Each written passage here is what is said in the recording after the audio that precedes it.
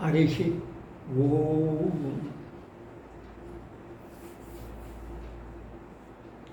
Yeah కుందేందు తుషారహారధవళ యా శుభ్రవస్త్రాన్వితా యా వీణావరదండమండితకరా యా శ్వేతపద్మాసనా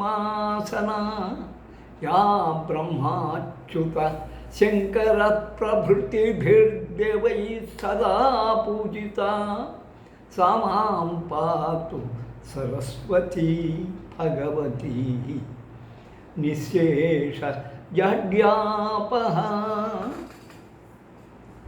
ప్రియమైన లలితా భక్తులారా, యూట్యూబ్ శ్రోతలారా, మనం యోగ నిద్రా సూక్తమనండి, రాత్రి సూక్తమనండి, సప్తశతిలో ప్రథమాధ్యాయంలోనే మనకది దర్శనమిస్తుంది. ఇక్కడ ఒక విషయం చెప్పుకోవాలి. సృష్టి ఆదిలో అంతా జలమయమని, అప్పుడు సోమకుడనే రాక్షసుడు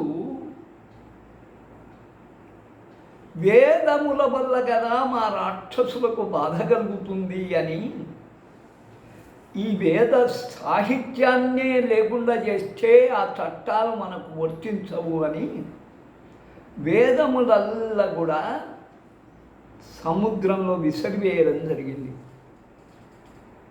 మహావిష్ణువు మత్స్యావతారం, చేప అవతారం ఎత్తి సోమకుణ్ణి సంహరించి వేదములను ఉద్ధరించినట్టుగా పురాణాలు చెప్తున్నాయి. అంటే అది జలమయం. కూర్మము కూడా అదే, తాబేలు అది ఉభయచరం. అంటే కూర్మావతారం వచ్చేవాడికే జలము కొంత ఇంకిపోయి అక్కడక్కడ ద్వీపాలు ఏర్పడ్డాయి అని అర్థం. వరాహచ్చ, ఆ భూమి వల్ల కూడా బురద రూపంలో గడ్డపడలేదు. పందులు బురదల్లోనే బొల్లుతుంటాయి. ఇలా మన క్రమ పరిణామం విష్ణు అవతారాల్లో చెప్తుంటాను. నారసింహాశ్చ వామన, మళ్ళీ అటు మృగము కాకుండా అటు మానవుడు కాకుండా మనకు క్రమ పరిణామంలో మన సైన్సు వానర రూపంలో చూస్తుంటుంది. వంగినటువంటి వానరం మళ్ళీ నిలబడగలడం. అప్పుడు పొట్టివానిగానే ఉన్నాడు, అదే వామన. ఇలా సృష్టి అభివృద్ధిని మత్స్య కూర్మ వరాహశ్చ నారసింహాశ్చ వామన. పరశురాముడు వచ్చేవాడికే ఆటవికలు, నాగరికులు తక్కువ. అది పరశురామ అవతారం. ఇలా సృష్టి అభివృద్ధిని గురించి, పరిణామాన్ని గురించి మనం విజ్ఞాన శాస్త్రం ద్వారానైతేనే మన ప్రజ్ఞానంతైనా ఊహించి మనం చెప్పగలుగుతున్నాం. అలాగనే అంతకుముందు యుగం ఉండని సృష్టి ఆదిలో, అంటే మహావిష్ణువు పోషణకర్తగా బాధ్యతను విస్మరించి బాధ్యత నుంచి వైదొలగి యోగ నిద్రపోతూ ఉన్నాడు. పరమశివుడు భయం చేసి పాలేశాడు. తిరోధానం అయిపోయింది. తిరిగి అనుగ్రహం కొరకు వేచి ఉన్నారు. అమ్మ అనుగ్రహం కొరకు, పునఃసృష్టి కొరకు. అటువంటి సమయంలో ప్రపంచమంతా జల రూపంలో ఉన్న సమయంలో జరిగిన కథ. ఎందుకంటే విష్ణువన్న 10 అవతారాలెక్కి 10 మంది రాక్షసులను మాత్రమే మట్టు పెట్టాడు. అమ్మ అలాగా కృతయుగంలోనే అసంఖ్యాకమైన రాక్షసులను మట్టుబెట్టింది. అందులో ఈ మధుకైటభులు ఇరువురు చూడండి, మత్స్యావతారానికి దీనికి పోలికలు ఉన్నాయి. ఇక్కడ ఆ పద్మము నుండి సముద్రంలో ఉన్నటువంటి ఏకైక పద్మం బ్రహ్మ ఇంక సృష్టి మొదలు పెట్టాలి అమ్మ యొక్క అనుగ్రహంతో. పంచకృత్యపరాయణ గనక ఆ సమయంలో ఇంక బ్రహ్మ తన పని చేసుకుందాము అని తామర మీద అధిష్ఠించే వాళ్ళకే విష్ణువు యొక్క క్రింద ఉన్న విష్ణువు నాభి నుండి ఈయనన్నాడు, విష్ణువు నుండి చెవులో నుంచి గుబిలి రూపంలో మలిన రూపులైనటువంటి ఇద్దరు రాక్షసులు ఉద్భవించారు. కైటభము అంటే పురుగు, మధుకైటభులు రెండు పురుగులు. ఈ రెండు పురుగులు మన రాక్షసులుగా చెప్పుకుంటున్నాం. అవి మహాక్రూరమైనవి. కొన్ని పురుగులు కలుస్తే తేనెటీగలు కలుస్తే కూడా చచ్చిపోతున్నారు. కొన్ని పురుగులు విషపూరితములు. ఈ మధుకైటభులు అలాగనే. వీరి ఉత్పన్నానికి ఒక కారణం ఉంది. బ్రహ్మనే ధ్వంసం చేస్తే ఇంకా వేద సాహిత్యే ఉండదు అంటే అక్కడ సోమకుడు చేసిన పని ఈ విధవలు చేయడానికి తయారైనారు మధుకైటభులు. అప్పుడు బ్రహ్మ ఒక్కడు. బ్రహ్మయ్యే ఇక్కడ యుద్ధాలు చేసి విజయాలు సాధించినట్టు మనకు కనపడుతుంది. అన్నీ నివర్తించింది హరిహరులే, మహాపరాక్రమవంతులు. అందుకై బ్రహ్మ ఏం చేయగలుగుతాడు? వాళ్ళ దుష్కృతాలు నువ్వు దిగిరా, నువ్వు ఒక్కడిగా మేము ఎంతసేపు ఈస్తాం, మాకు అలసట వస్తుంది, నువ్వు రోజేపు సముద్రంలోకి రా, మేము దాని మీద కూర్చుంటాం. ముసలోడా అని గడ్డాలు నెరిచినా ఎప్పటికే పట్టుకొని ఊపుతున్నారు. ఆయనకు అర్థం కాలేదు. అప్పుడు ఆకాశవాణి వినిపించింది. ఏమని? క్రింద మహావిష్ణువు ఉన్నాడు యోగ నిద్రలో, ఆయన్ని మేలుకొల్పు, నీ బాధ తొలుగుతుంది. ఆకాశవాణి రూపంలో మహాదేవి అందా ఆమె హెచ్చరిక చేసింది. అప్పుడు బ్రహ్మదేవుడు ఆ మహాదేవిని కాళికా రూపంలో ప్రస్తుతించాడు. దీన్ని దుర్గాస్తవంలో కాళికాస్తవంగా చెప్పుకోవచ్చు ప్రథమాధ్యాయంలో. మరి బ్రహ్మ స్వయంగా అమ్మను ప్రస్తుతిస్తూ ఉన్నాడు. నిన్న చెప్పుకున్నాము శ్లోకం. త్వం స్వాహా త్వం స్వధా త్వం హి వషట్కారః స్వరాత్మిక సుధాత్వం అక్షరే నిత్యే త్రిధా మాత్రాత్మిక స్థిత అని చెప్పుకున్నాం. ఇక అర్ధమాత్రా స్థిత నిత్యా యా నుచ్చార్యా విశేషతః త్వమేవ సంధ్యా సావిత్రీ త్వం వేదజననీ పరం. సావిత్రివి నువ్వే. గాయత్రి, సావిత్రి, సరస్వతి అనే 3 రూపాలతో 3 వేళలలో వేదమాత మనకు దర్శనమిస్తుంది. అర్ధమాత్రస్థిత, ఉచ్చారణ సగమే, బిందువు కాదు, అర్ధ బిందువును. అరటి, అరంటి, అరంటి కాదు, అరటి, అరంటి అంటే పూర్ణానుస్వారం ఉచ్చరించి ఉచ్చరింపక. అలాగనే మీకు ఏకమాత్ర అంటే ఒక్క లఘువు, దాంట్లో సగం అర్థలఘువు అనుకో.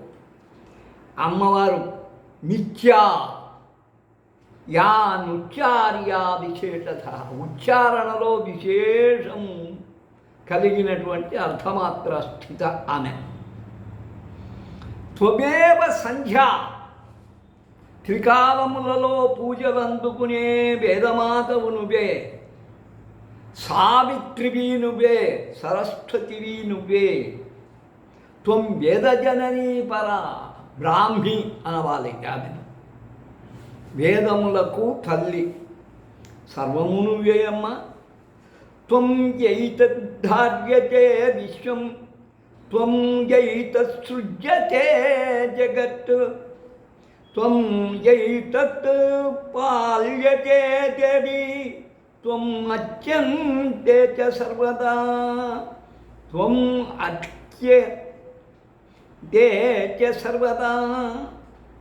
అమ్మా, నువ్వే ఈ జగత్తును సృష్టిస్తున్నావు, నువ్వే ఈ జగత్తునల్లా కూడా పాలిస్తున్నావు, నువ్వే ఈ జగద్భారాన్ని, ప్రాణకోటి సంరక్షణ భారాన్ని వహిస్తున్నావు, నువ్వే ఈ జగత్తునల్లా ప్రళయకాలంలో నీలో ఆహరించుకుంటున్నావు అని ఈ 3 శ్లోకాల భావం తెలిగించాను చూడండి.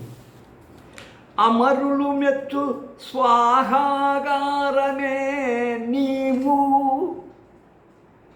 దేవతలకు మనము యజ్ఞాన్నము ఇయ్యాలి అంటే యజ్ఞ రూపంలో అగ్నిగుండంలో నుంచి అగ్నిదేవుని ద్వారా సమర్పించవాలంటే స్వాహ, లలితాంబికా జై స్వాహ అంటే లలితమ్మ గుర్తుంది. సర్వ పవిత్రిక విధిన్ స్వధవు నీవే. నిన్న చెప్పుకున్నాను పితృతర్పణాదుల్లో పద్దినాల్లో స్వధా నమః, అది స్వధ. అది అగ్నిదేవునికి 2 భార్యలుని కొందరు చెప్తారు. స్వరబద్ధ వేదోక్త పరమ మంత్రము నీవు. ప్రతిది హిరణ్యవర్ణాం హరిణీం సువర్ణ రజతస్రజాం చంద్రాం హిరణ్మయీం లక్ష్మీం వ్యాతవేదో మమావహ. ఎవరు ఉచ్చరించినా ఇదే ఉచ్చారణ, ఇదే స్వరం. ఆ స్వరయుక్తమైన మంత్రదేవతవు నువ్వే. క్రతురూప నుతవ షట్కార నీవు. ఔషట్, వషట్టు ఔషట్టులు ఉంటాయి దిగ్బంధన చేసేటప్పుడు. ఆ రూపము నీవే. అక్షరామృతమూర్తి అఖిలమాత్రాత్మిక అర్ధమాత్రస్థిత అనంత సంధ్యాకాల సావిత్రి గాయత్రి జప్తవీవు. ఉచ్చారణలో అర్ధమాత్రాన్ని, సంపూర్ణ మాత్రాన్ని, ఏకమాత్ర, ద్విమాత్ర, త్రిమాత్ర అన్నప్పుడు హ్రస్వము, దీర్ఘము, ప్లుతము ఈ రూపాల్లో మనకు ఉచ్చారణ జరుగుతూ ఉంటుంది. సంధ్యాకాలంలో త్రికాల సంధ్యలో చెప్పాను సావిత్రి మధ్యాహ్నం, గాయత్రి ప్రాతకాలం, సాయంకాలం సరస్వతి రూపంలో యాప్య నీవు జప్త నీవు జపింపబడేదాన్ని నువ్వమ్మా. మధ్యాహ్నము మార్తాండ భైరవుణ్ణి సవిత్రిగా సావిత్రి రూపంలో మనం ఉపాసించాలి. నిలబడి సంధ్య అర్ఘ్యం వదలాలి. ప్రాతకాలంలో గాయత్రిగా వంగి తూర్పుకు నమస్కరిస్తూ సంధ్యావందనం అర్ఘ్యం ఇయ్యాలి. సాయంకాలం ఉత్తరాభిముఖంగా కూర్చొని వదులుతారు కొందరు, వంగి వదలవచ్చు. సూర్యాస్తమయం అయితే మాత్రం కూర్చొని దోష పరిహారం చతురర్ఘ్యమిడుస్తూ చెప్పుకోవాలి. అది వారి వారి సంప్రదాయం. మరి విశ్వమంతయు సృష్టించి వింత గొలతి జగము భారము దాల్తుతు సహనమొప్ప భువన పాలన చేసేది భువన రాజ్ఞి. విశ్వమంతా సృష్టిస్తున్నావు, ప్రపంచం చిత్ర విచిత్రంగా అనేక ప్రాణకోటితో స్థావర జంగమాలతో చైతన్య రూపంగా చల అచల రూపంగా భాషిస్తూ ఉన్న ప్రపంచాన్ని సృష్టిస్తున్నావు, పోషిస్తున్నావు. ఆ పరిపాలనా భారాన్ని తాలుస్తూ ఉన్నావు. ఎంతో ఓపికతమ్మా. నువ్వే భువనేశ్వరివి తల్లి, ప్రపంచ రాజ్ఞివి, లయము చేసటి కాళి నా ప్రణతి గొన్న. పరిపాలనలో రాజరాజేశ్వరివి, భువనేశ్వరి. లయము చేసేటప్పుడు ప్రళయ భైరవునితో కూడిన ప్రళయ భైరవి కాళివి కాలంతో కూడి విసృష్ట సృష్టి రూపాత్మం స్థితి రూపాచ పాలనే తథా సంహృతి రూపాంతే జగతోష జగన్మయీ. సృష్టి దశయందు చేసడి సృజన విధులు, అది ఒక కళ సృష్టించడం. స్థితిని కల్పింప పాలన క్షేమగతులు. ప్రపంచమల్లా ఒకే స్థితిలో సుఖ శాంతులతో ఉండాలి అంటే పరిపాలన దక్షత ఉండాలి. ప్రళయకాలన సంహార భయద కృతులు. ప్రళయకాలంలో హుంకరిస్తూ నాట్యం చేస్తూ పండ్లు పడబడగలుగుతూ భయంకరంగా ఉండే దాని వినుపే. సలుపు విశ్వమయికి విశ్వమయికి మృత్యుస్థవమనట్టు. అటువంటి విశ్వమాతకు నమస్కారం. మహావిద్యా మహామాయా మహామేధా మహాస్మృతి మహామోహా చ భవతి మహాదేవి మహాసురీ. పారమార్థిక విద్య, పరబ్రహ్మతత్వాన్ని తెలియజేసే ఆధ్యాత్మిక విద్యవు నువ్వే. ప్రపంచమాయా, ప్రపంచంలో మనతో నాటకాలు ఆడించే అమ్మ దర్శకురాలు మహామాయ ఆమె. మహిత మేధా, మేధాసూత్రంలో వర్ణింపబడే బుద్ధిశాలిని ఆమె. మహాస్మృతి, ఎన్నెన్ని పూర్వజన్మ సుకృత దుష్కృత కార్యక్రమాలలో ఈ జన్మలో స్మృతి పదంలో తెచ్చి ఇప్పటికన్నా బాగా నడుచుకోరా అని తెలియజేసే మహాస్మృతివి నువ్వు. మానవీయ, మానవుల చేత అందరి చేత మన్ననలు పొందుతున్నటువంటి దానివి నువ్వే. మోహపాశ, అందరినీ మోహంలో ముంచి ఆటాడించేదానివి నువ్వే. మహాసురీ, ప్రళయకాల రాక్షసి, ఆసురీ శక్తివి నువ్వే. అసురులను మింగే మహాసురువి నువ్వే. భువననేత్రి, ప్రపంచానికల్లా కూడా నాయకురాలు నువ్వే.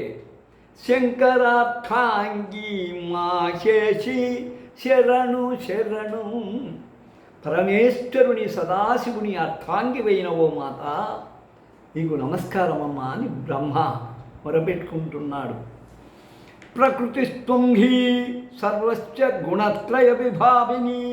కాళరాత్రి మహారాత్రి మోహరాత్రిశ్చ దారుణ.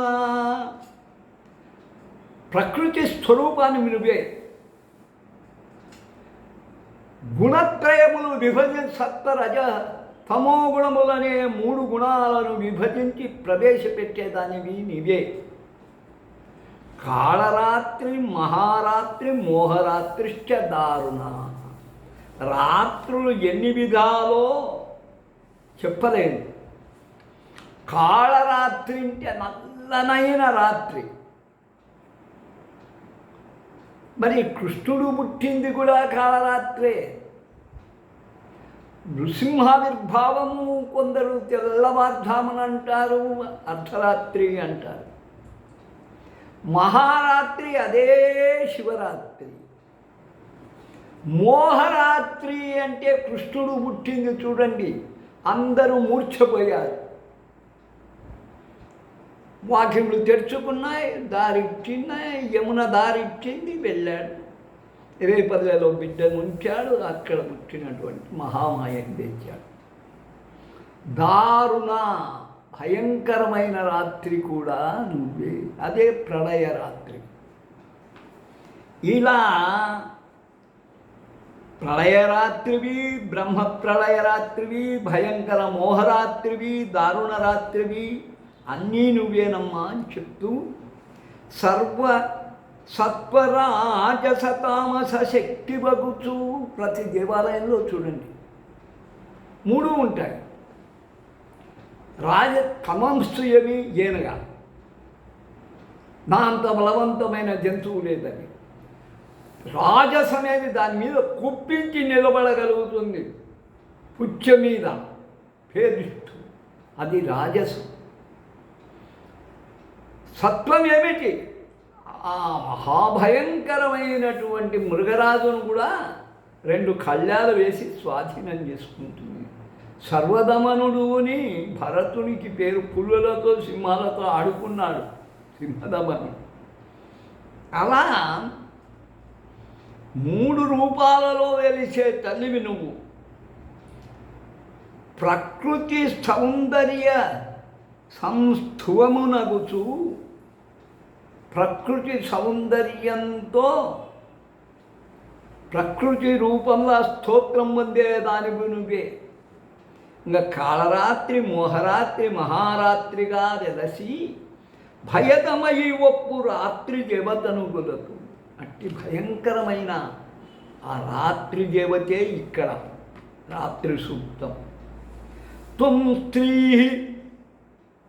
త్వం ఈశ్వరీ, త్వం హ్రీ, త్వం బుద్ధిర్బోధలక్షణ, లబ్ధా పుష్టిస్తదా తుష్టి, త్వం శాంతి క్షాంతిరేవచ. ఇంతకుముందు అమ్మను గురించి సర్వము నువ్వేనమ్మా అని నమస్కారాలతో ప్రస్తుతించాను, గుర్తుందా? నువ్వే శ్రీవి, లక్ష్మి, నువ్వే ప్రళయకాల మహాకాళివి, ఈశ్వరివి. త్వం హ్రీ, హ్రీంకారంలో వెలసినటువంటి దానివి. త్వం బుద్ధి, నువ్వే మేధ, నువ్వే సరస్వతివి. బోధలక్షణ, అందరికీ జ్ఞానాన్ని బోధించే లక్షణం గలదానివి నువ్వే. లజ్జ, సిగ్గరి, నిన్ననే చెప్పాను. పుష్టి, మనకు పుష్టి ఉంటేనే తుష్టి కలిగేది. మనకు ధన పుష్టి ఉండాలి, ధాన్య పుష్టి ఉండాలి, జల పుష్టి ఉండాలి. ఇవెల్లా మనకు పుష్టి సమృద్ధిగా ఉండడం. అప్పుడే సుఖనిద్ర వస్తుంది, సుఖజీవనం చేయగలుగుతాం. తథా తుష్టి, పుష్టి ఉన్నప్పుడు తుష్టి లభిస్తుంది. అది లక్ష్మీ సూక్తం, శ్రీ సూక్తంలో మనకు తెలుస్తుంది. త్వం శాంతి, ఇది కేవలం భాష్యంగా కనపడుతుంది. శాంతిరేవచ, ఇంద్రియములు కూడా శాంతిస్తే మనోబుద్ధి చిత్త అహంకారాలు అన్నీ శాంతించినప్పుడు ఆ శాంతి దేవతను కూడా నువ్వేనమ్మా. నీవే లక్ష్మి గౌరివి, నీవే బుద్ధి బోధలక్షణవు, భువనేసి పుష్టి తుష్టి, శాంతి శాంతి లజ్జవు, శంభు సతివి, దేవదేవి నిన్ భక్తి సంసేవ గుర్తు. అమ్మా దేవదేవి, సర్వము నీవే. భక్తి సంతృప్తి గుర్తు, భక్తితో నీకు సంతృప్తి కూరుస్తాను చెప్తున్నాడు. ఇంకా వర్ణిస్తున్నాడు. ఖడ్గిని శూలిని ఘోరా, గదిని చక్రిని తథా, శంఖిని చాపిని బాణభుషుండి పరిఘాయుధ. ఇవి ఆది మాత అయిన దుర్గకు ఇవి. ఒక చేత ఖడ్గం, ఒక చేత శూలం, ఒక చేత గద, ఒక చేత చక్రం, ఒక చేత శంఖం, శంఖం చక్రం. చాపిని బాణం, ఒక చేత విల్లు, ఒక పక్క భుషుండి, అంటే పుచ్చ లాగా ఉంటుంది, లేకుంటే కపాలాన్ని కూడా పానపాత్రలా ఉంటుంది, అది కూడా. పరిఘాయుహ ముళ్ళ కదా ఇది. ఇన్ని ధరించినటువంటి నిన్ను నేనేమని స్తుతిస్తున్నా. ఖడ్గశూలంబు చక్రంబు గదభుషుండి చాపవర బాణ పరఘాది శస్త్రధారీ అష్టభుజ బల సంపన్న. ఈమె అష్టభుజాలు ఇక్కడ. ఆమె షోడశ భుజ అవుతుంది, ఆమె అష్టాదశ భుజ. ఈమె అష్టభుజ. అసురఘాతి, అసురులకు శత్రువు. భయదరూపిణి భైరవి ప్రస్తుతింతు. ఇవి రజో తామస గుణ దేవతల వర్ణన. సౌమ్య సౌమ్యతర అశేష సౌమ్య అభి. అతి సుందరి పరాపరాణాం పరమా త్వమేవ పరమేశ్వరి. సౌమ్య, సౌమ్యులలో సౌమ్య అంటే సాత్విక గుణం, సుమనస్వత్వం అంటే మంచి మనస్సు, మెత్తని మనస్సు. సౌమ్యతర, సౌమ్యులలో సౌమ్యురాలు. అశేష సౌమ్య, ఇంకా చెప్పబడలేదు. ఆమె ఎవరంటే మన లలిత, సాత్విక రూపంలో అశేష సౌమ్య. అతి సుందరి కూడా. మహాసౌందర్య రాశిని ఒక అర్థం, యోగమాత అని ఒక అర్థం. పరాపరాణం, పరాత్పర, పరబ్రహ్మస్వరూపాన్ని మించినటువంటి నాలుగవది తురీయ శక్తి పరమ. త్వమేవ పరమేశ్వరి, నువ్వేనమ్మా పరమగతిని, పరమస్థానం. నిన్ను మించి అవతల ఏమీ లేదు. సౌమ్యతరమైన సాత్విక సద్గుణంబు, కుసుమ కోమల భావ నిగుంభనంబు. భావాలు లోపల దాగి ఉంటాయి. మల్లెపూల కన్నా సుకుమారం. పరమతత్వ పరాపర పరాపరగా ప్రకటిస్తూ ఉంటాయి. పరమతత్వమే, పారమార్థిక తత్వమే, స్వభావమే నీది అయిన భువనైక సుందరి అమ్మా అభినుతించు. యచ్చ కించిత్ క్వచిద్వస్తు సదసద్వాఖిలాత్మికే తస్య సర్వస్య యా శక్తి సాత్వం కిం స్తూయసే మయా. అమ్మా, నిన్ను వదిలి ఏ వస్తువు, ఇతర వస్తువు లేదు. నీవు లేని పదార్థము లేదు. సదసత్ అఖిలాత్మికే, సత్తులో ఉన్నావు, అసత్తులో ఉన్నావు. శాశ్వతమైన పదార్థంగా ఉన్నావు, పదార్థాల్లో ఉన్నావు. అశాశ్వతమైన పదార్థాల్లో ఉన్నావు, అశాశ్వతగా ఉన్నావు. తస్య సర్వస్య ఆ శక్తి.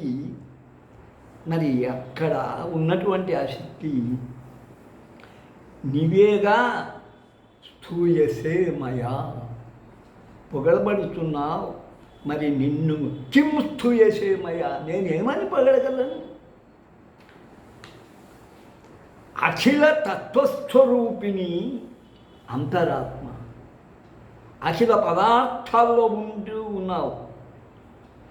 అఖిల తత్వాలు నీవే. పైన తత్వాలు చెప్పుకున్నాం మనం, సత్వరజస్తమో గుణాలు. ప్రతి ప్రాణకోటిలో అంతరాత్మగా ఉన్నావు. అస్థి స్థితావ్యక్త అవ్యక్త వ్యక్త రూప. మరి ఉన్న వాటిలో బాహిర్గతంగా వ్యక్తపడుతూ ఉన్నావు. అస్థిరమైన వాటిలో కూడా ప్రకటితమైతూ కాకుండా ఉన్నావు. చేతనాంతర సృష్టిలోని కొన్ని చైతన్యము కలిగి కదలిక మెదలికలు ఉన్నాయి, కొన్ని కనపడవు. చెట్టుల్లో ప్రాణం ఉంది, అయితే అవి నడయాడవు, అదొక్కటే. అవి కూడా పుష్పిస్తాయి, ఫలాలు ఇస్తాయి, బీజాలు ఉత్పత్తి చేసుకుంటాయి, వంశాంకురాన్ని అభివృద్ధి చేసుకుంటాయి. చేతనాచేతనమైన ఈ సమస్త సృష్టిలో పర్వతాలు ఉన్నాయి, అవి తిరుగుతున్నాయి. ఒకప్పుడు ఎగిరి కూడా పోయేదట, రెక్కలు విరగొట్టాడు అని మనకు పురాణ గాథ. మరి సృష్టిలో ఉన్నటువంటి చైతన్యము గలవి, చైతన్యము లేనివి, చరాచరములు, జంగమములు, స్థావరములు, అన్నిటిలో అంతరాంతరంలో ఉన్న అంతరాత్మమైన నిన్ను, అమ్మా, దివ్యశక్తిని నిన్ను నృతించడానికి మాకు సాధ్యమా? ఓం తత్సత్. ఈరోజుకి ఇక్కడికి ముగించి మిగతాది రేపు పరిశీలిస్తాం. అంతవరకు విశ్రాంతి. 10 శ్లోకాలు అయిపోయినాయి, ఇంకా మనకు ఒక 4 శ్లోకాలు ఉన్నాయి. రేపు అవి చెప్పుకుందాం. అంతవరకు విశ్రాంతి. ఓం తత్సత్.